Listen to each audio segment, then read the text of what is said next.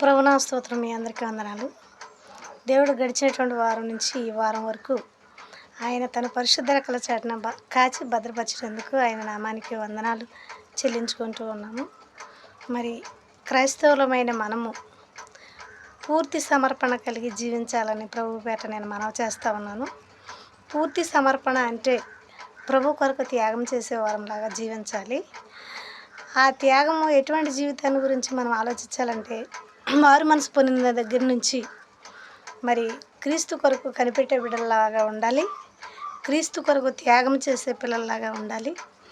అలా ఎందుకు ఉండాలి అని ఆలోచిస్తే, మరి కొన్ని రోజుల పాటు మన జీవితాన్ని వ్యర్థంగా చేసి మరి క్రీస్తును నమ్మిన తరువాత, నూతనంగా బాప్తిస్మం పొందిన తరువాత అప్పటి నుంచి చనిపోయే వరకు మరి నమ్మకముగా ప్రభువుకి జీవించాలని నేను మనవి చేస్తూ ఉన్నాను.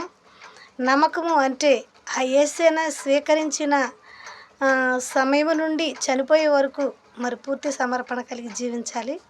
మరి అబ్రహాముకి కొన్ని రోజుల పాటు పిల్లలు లేరు.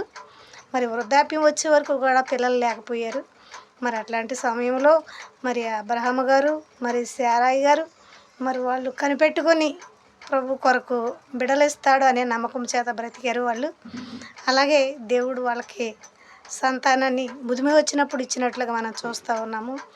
అయినప్పుడు కూడా ఆ సమయంలో కుమారుని ఇచ్చి మళ్ళీ తను పెరిగిన తర్వాత కుమారుడు నాకు ఇమ్మని దేవుడు అడగటం జరిగింది. మరి అట్లాంటప్పుడు ఆ సమయంలో మీరు నేను ఎవరమైనా సరే తెగిస్తామా అని చూస్తే మరి ఆయన తెగించారు. నేను నా కుమారుడిని బలిస్తానని తీసుకెళ్ళి కట్టెలు పేర్చి దాని మీద పొడికేసినప్పుడు అబ్రహమా ఆగు అన్నాడు. ఇందు నిమిత్తం అలా అన్నాడంటే మన దేవుడు జాలి కలిగిన దేవుడు. అయితే ఆయన యందు పూర్తి సమర్పణ, ఆయన త్యాగము ప్రభు నమ్మకాన్ని గుర్తించినట్టుగా మనం చూస్తూ ఉన్నాము.